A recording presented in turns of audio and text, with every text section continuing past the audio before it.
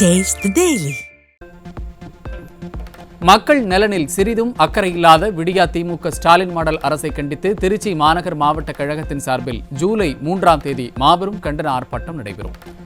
முன்னாள் அமைச்சர் சி விஜயபாஸ்கர் தலைமையிலும் மாநகராட்சி முன்னாள் துணை மேயர் ஜே சீனிவாசன் முன்னிலையிலும் ஆர்ப்பாட்டம் நடைபெறும் என கழக பொதுச் செயலாளர் எடப்பாடி கே பழனிசாமி அறிவிப்பு.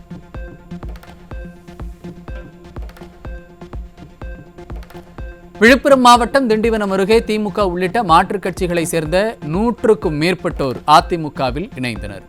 அதிமுக முன்னாள் அமைச்சர் சி வி சண்முகம் முன்னிலையில் அதிமுகவில் தங்களை இணைத்துக் கொண்டனர்.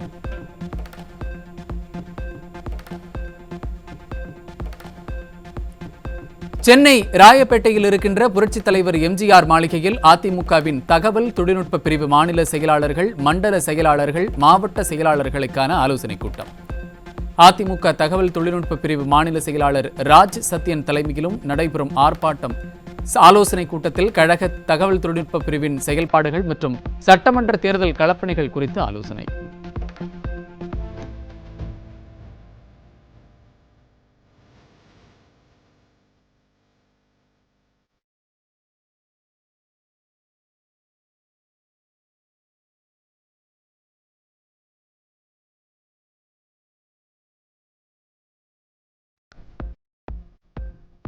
கடலூர் மாவட்டம் பெண்ணாடம் அருகே மஞ்சள் காமாலையால் பாதிக்கப்பட்ட 11 வயது சிறுவன் உயிரிழந்த பரிதாபம்.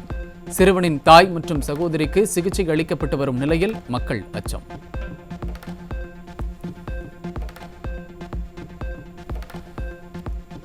தீவலூர் கிராமத்தில் மேலும் பலருக்கு மஞ்சள் காமாலை அறிகுறி இருப்பதால் மருத்துவ முகாம் நடத்தாத ஸ்டாலின் மாடல் அரசுக்கு மக்கள் கண்டனம். முதல்வருக்கு இணையாக போட்டோ ஷூட் நடத்தும் விளம்பர வெறியர் மாசுவின் சுகாதாரத்துறை கோமா நிலைக்கு சென்று விட்டதா என மக்கள் கேள்வி. சென்னை ஐஐடி வளாகத்தில் மாணவிக்கு பாலியல் தொல்லை கொடுத்த விவகாரத்தை விசாரிக்கும் தேசிய மகளிர் ஆணையம். மாணவி பாலியல் தொல்லைக்கு ஆளான விவகாரத்தில் நியாயமான விசாரணை நடத்த தமிழக டிஜிபிக்கு கடிதம் எழுதியிருக்கும் நிலையில் பாதிக்கப்பட்ட மாணவிக்கு மருத்துவ உதவிகள் வழங்கவும் தேசிய மகளிர் ஆணையம் அறிவுறுத்தல்.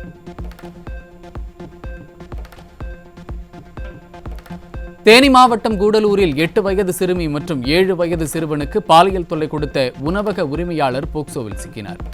நிர்வாக திறனற்ற விடியா ஆட்சியில் சிறுவர் சிறுமியர் தினந்தோறும் பாலியல் வன்கொடுமைகளுக்கு ஆளாகி வரும் நிலையில் அப்பா ஸ்டாலின் என்ன நடவடிக்கை எடுக்கப் போகிறார் என மக்கள் கேள்வி.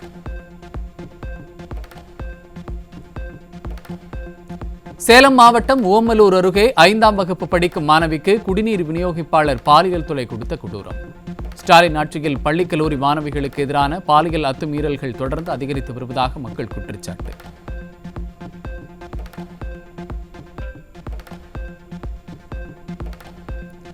நாகையில் 9 வயது சிறுமியை 18 வயது இளைஞர் மற்றும் 17 வயதுடைய சிறுவன் பாலியல் வன்கொடுமை செய்ய முயன்றதாக புகார். உடல் நலம் பாதிக்கப்பட்ட சிறுமி மருத்துவமனையில் அனுமதிக்கப்பட்ட நிலையில் இருவரும் போக்சோ சட்டத்தில் சிக்கினர்.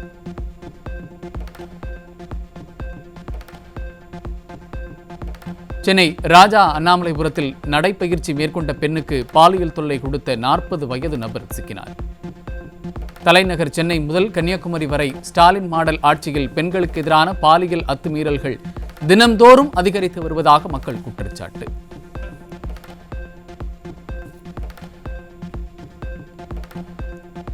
பெண்கள் குறித்து அவதூறு பேச்சு எதிரொலியாக நடிகர் பைல்வான் ரங்கநாதன் மீது கோவை வழக்கறிஞர்கள் மாநகர காவல் ஆணையரிடம் புகார்.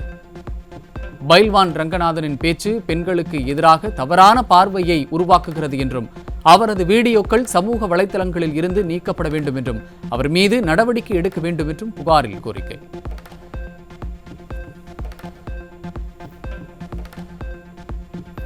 சென்னை தாம்பரத்தில் காருக்குள் இருந்து ஓட்டுநர் சடலமாக மீட்பு.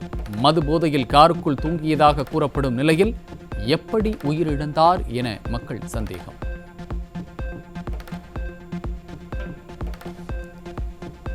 கோவை மாவட்டம் கருமத்தம்பட்டியில் கஞ்சா விற்பனையில் ஈடுபட்ட 2 பெண்களிடமிருந்து 4 கிலோ கஞ்சா பறிமுதல். கோவையில் தங்கு தடையின்றி கஞ்சா உள்ளிட்ட போதைப் பொருட்கள் சர்வ சாதாரணமாக கிடைக்கும் நிலையில் காவல்துறை என்னதான் செய்கிறது என மக்கள் கேள்வி.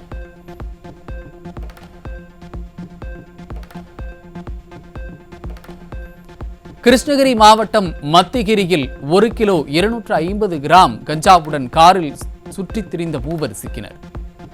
ஸ்டாலினின் ஆட்சியில் கஞ்சா, மெத்தபெட்டமைன் போன்ற போதைப் பொருட்கள் இளைஞர்களின் வாழ்க்கையை சீரழிக்கும் நோக்கில் படு ஜோராக விற்பனை செய்யப்படுவதாக மக்கள் குற்றச்சாட்டு.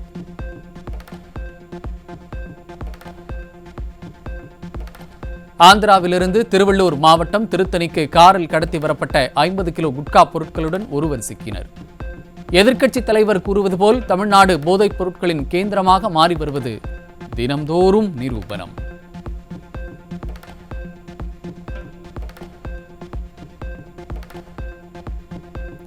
கர்நாடகா மாநிலத்திலிருந்து நெல்லைக்கு காரில் கடத்தி வரப்பட்ட 1.5 லட்சம் ரூபாய் மதிப்புடைய 300 கிலோ குட்காவுடன் ஒருவர் சிக்கினார்.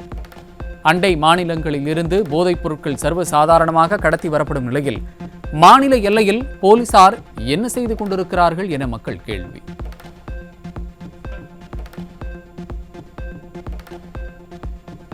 கன்னியாகுமரி மாவட்டம் களியக்காவிளை பழுக்கல் அருகே முன்விரோத காரணமாக டிரைவரை கத்தியால் தாக்கிய 3 பேர் கொண்ட கும்பல்.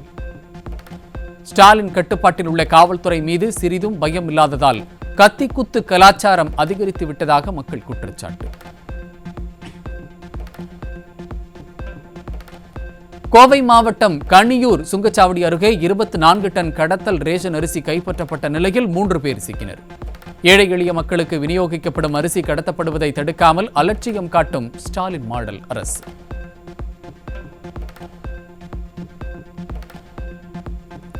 திருவள்ளூர் மாவட்டம் திருப்பாச்சூர் அருகே போலீஸ் பிடிக்க முயன்ற போது காரில் தப்பிச் சென்ற பிரபல ரவுடி அழகு ராஜாவை பிடிக்க 2 தனிப்படைகள் அமைப்பு.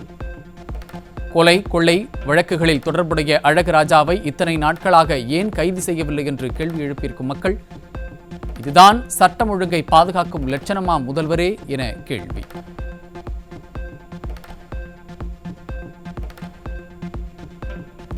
கடலூர் மாவட்டம் விருத்தாச்சலத்தில் 6 பேரை திருமணம் செய்து 6 லட்சம் ரூபாய் ரொக்கப்பணம், தங்க நகை, வெள்ளிப் பொருட்களை சுருட்டிய கல்யாண ராணி மீது புகார். ஸ்டாலின் அரசின் ஏவல்துறை மீதான பயம் துளி கூட இல்லாததால் துணிந்து அரங்கேறும் மோசடிகளால் மக்கள் பாதிப்பு.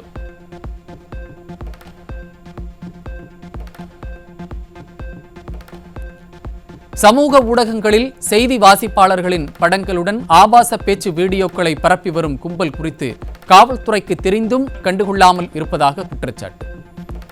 பெண்களுக்கு எதிரான எந்த குற்றங்களையும் தடுக்காமல் எப்போதுமே விளம்பர மோகத்தில் இருப்பதுதான் ஸ்டாலின் மாடலா என மக்கள் கேள்வி.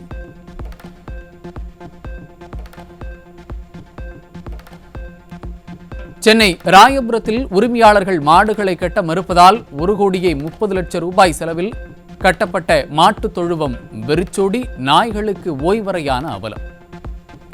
எந்த திட்டங்களையும் தரமின்றி அரைகுறையாக அமைத்து மக்களின் வரிப்பணம் வீணாக்குவதே விடிய அரசின் வேலை என மக்கள் விமர்சனம். கடலூர் மாவட்டம் விருத்தாச்சலம் அருகே கோவில் இல்லத்தில் ஊராட்சி அலுவலகம் கட்ட எதிர்ப்பு தெரிவித்து கோட்டாட்சியர் அலுவலகம் முன்பு அப்பகுதி மக்கள் தர்ணா போராட்டம். மக்களின் நியாயமான கோரிக்கைகளுக்கு செவி சாய்க்காமல் சுட்டு விடுவேன் என மக்களை மிரட்டிய போலீஸ் சப் இன்ஸ்பெக்டர் மீது ஸ்டாலின் மாடல் அரசு உரிய நடவடிக்கை எடுக்க வேண்டும் என மக்கள் வலியுறுத்தல்.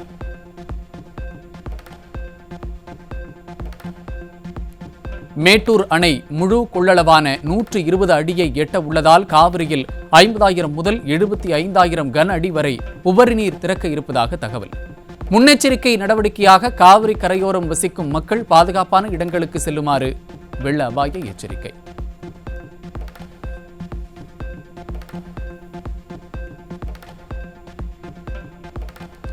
ஈரோடு அம்மாப்பேட்டை சுங்கச்சாவடியில் கட்டணம் வசூலிக்க இடைக்கால தடை விதித்து சென்னை உயர்நீதிமன்றம் உத்தரவு. விவசாயிகள் மற்றும் பொதுமக்களுக்கு சிரமத்தை ஏற்படுத்துவதாக அதிமுக சட்டமன்ற உறுப்பினர் கருப்பணன் தொடர்ந்த வழக்கில் ஆணை.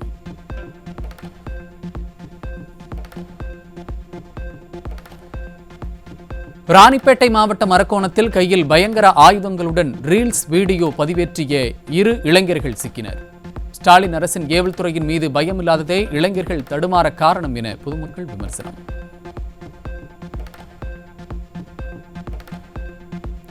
தேனி அல்லிநகரம் நகராட்சி வருவாய் ஆய்வாளர் ராமசாமியை சாதிப்பெயரை சொல்லி திட்டியதாக திமுக நகர செயலாளர் மீது தாழ்த்தப்பட்டோர் வன்கொடுமை தடுப்புச் சட்டத்தின் கீழ் வழக்கு பதிவு. ஆளுங்கட்சி என்ற திமிரில் எந்த தவறு செய்தாலும் எளிதில் தப்பித்துக் கொள்ளலாம் என்ற நினைப்பில் திமுகவினர் இதுபோன்ற அட்டூழியங்களில் ஈடுபடுவதாக மக்கள் விமர்சனம்.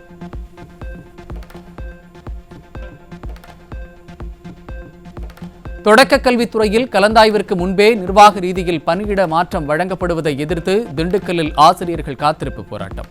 நிர்வாக திறனற்ற ஸ்டாலின் அரசு மாணவர்களின் கல்வி பசியை போக்கும் தங்களை தொடர்ந்து வஞ்சிப்பதாக ஆசிரியர்கள் குற்றச்சாட்டு.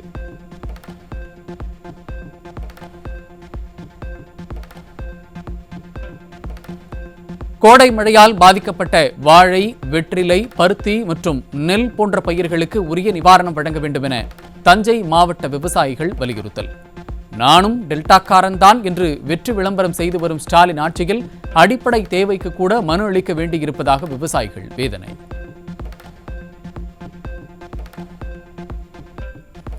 திருப்பூரில் விளைநிலங்கள் வழியாக எண்ணெய் குழாய்கள் அமைப்பதை நிறுத்த வேண்டும் என விவசாயிகள் வலியுறுத்தல். விவசாய நிலங்கள் வழியாக குழாய் பதிப்பதை நிறுத்தவில்லை என்றால் உயிரை மாய்த்துக் கொள்வோம் என விவசாயிகள் எச்சரிக்கை. சென்னை ராமாபுரத்தில் 100 கோடி ரூபாய் மதிப்புடைய 2.6 ஏக்கர் அரசு நிலத்தை கோவில் நிலம் என கூறி திமுக கவுன்சிலர்கள் அபகரிக்க முயல்வதாக பொதுமக்கள் குற்றச்சாட்டு. மாவட்ட நிர்வாகம் இந்த விவகாரத்தில் உடனடியாக தலையிட்டு உடன்பிறப்புகள் கையில் சிக்கியிருக்கும் நிலத்தை மீட்க வேண்டும் என மக்கள் வலியுறுத்தல்.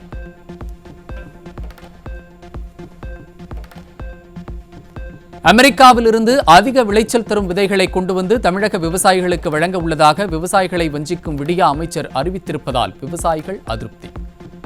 உள்ளூர் விதைகளால் ஏற்பட்ட நஷ்டத்திற்கே இழப்பீடு தர திறனில்லாமல் ஏமாற்றும் ஸ்டாலின் அரசு வெளிநாட்டு விதைகளை கொண்டு வரப்போகிறோம் என வெற்றி விளம்பரம் தேடுவதாக விமர்சனம்.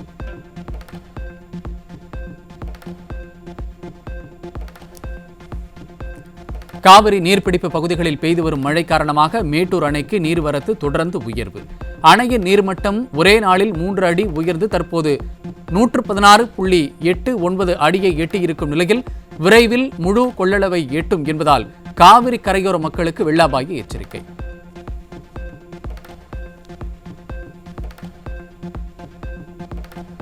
மதுரை மாநகராட்சியில் வரி வசூலில் முறைகேடு செய்யப்பட்டு சுமார் 200 கோடி ரூபாய் இழப்பை ஏற்படுத்திய விவகாரத்தில் 5 அரசு ஊழியர்கள் சிக்கினர். மக்களின் வரிப்பணத்தை சூறையாடிய இந்த விவகாரத்தில் உண்மையான குற்றவாளிகளை வெளிக்கொண்டு வராமல் மூடி மறைப்பதுதான் உள்ளாட்சியில் நல்லாட்சியா ஸ்டாலின் என மக்கள் கேள்வி.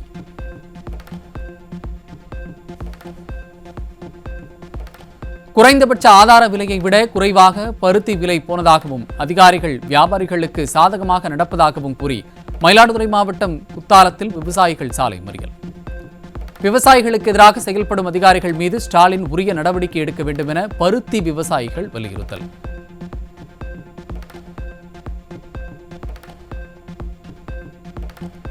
தஞ்சையில் அருந்ததியர் குடியிருப்புகளை அகற்றுவதை கண்டித்து 2வது நாளாக மக்கள் உள்ளிருப்பு போராட்டம். நாங்கள் அருந்ததியர் என்பதால் எங்களில் நகரத்தை விட்டு வெளியேற்ற திராவிட மாடல் அரசு முடிவெடுத்து விட்டதாக குற்றச்சாட்டு.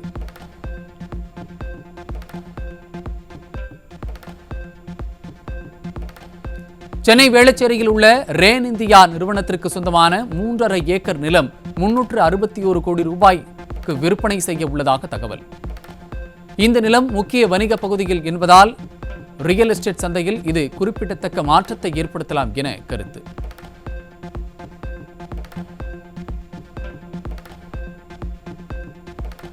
பள்ளி மாணவர்களுக்கு வாரம் ஒருமுறை மாம்பழச்சாறு பாக்கெட் வழங்கும் திட்டத்தை அமல்படுத்த விடிய அரசுக்கு தருமபுரி மாவட்ட மா விலை வீழ்ச்சியால் பாதிக்கப்பட்ட விவசாயிகள் கோரிக்கை. விளம்பரமே தாரக மந்திரமாக கொண்டுள்ள ஸ்டாலின் அரசுக்கு விவசாயிகள் மீதெல்லாம் அக்கறை வருமா என மக்கள் கேள்வி.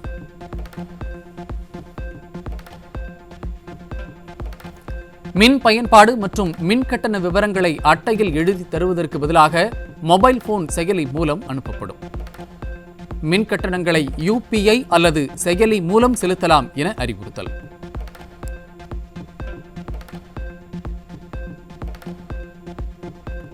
சென்னை தேனாம்பேட்டையில் போலி கால் சென்டர் மூலம் கும்பல் ஒன்று கோடிக்கணக்கில் பலரிடம் பணத்தை சுருட்டிய நிலையில் புகாருக்கு பின்னர் விழித்துக் கொள்வது போல் நடித்த சைபர் கிரைம் போலீசார்.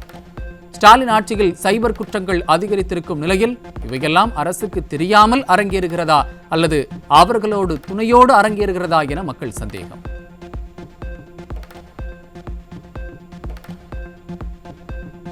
பொதுமக்களை பாதிக்காத வகையில் ரயில் கட்டணம் படிப்படியாக உயரும். மத்திய அரசு அறிவிப்பு.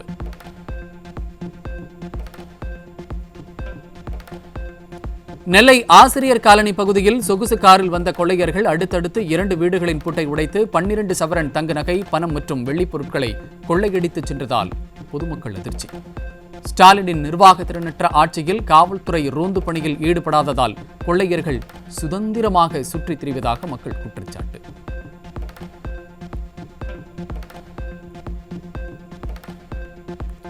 கடந்த 6 ஆண்டுகளாக ஒரு தேர்தலில் கூட போட்டியிடாத தமிழகத்தைச் சேர்ந்த 24 கட்சிகளுக்கு நோட்டீஸ். தேர்தலில் போட்டியிடாதது குறித்து உரிய விளக்கத்தை சம்பந்தப்பட்ட கட்சிகள் 1 மாதத்திற்குள்ளாக தேர்தல் ஆணையத்திற்கு தெரிவிக்க வேண்டும் என இந்திய தேர்தல் ஆணையம் அதிரடி உத்தரவு.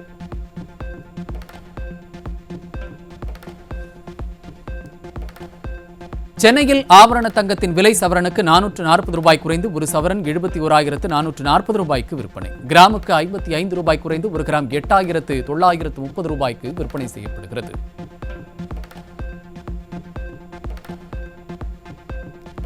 ஒடிசா மாநிலம் பூரி ஜெகநாதர் கோவிலில் நடைபெற்ற தேரோட்டத்தின் போது ஏற்பட்ட கூட்ட நெரிசலில் சிக்கி 600க்கும் மேற்பட்டோர் காயம். தேரோட்டத்தின் போது ஏற்பட்ட கூட்ட நெரிசலில் சிக்கி காயமடைந்தவர்கள் மருத்துவமனையில் அனுமதிக்கப்பட்டிருக்கும் நிலையில் 8 பேருக்கு தீவிர சிகிச்சை.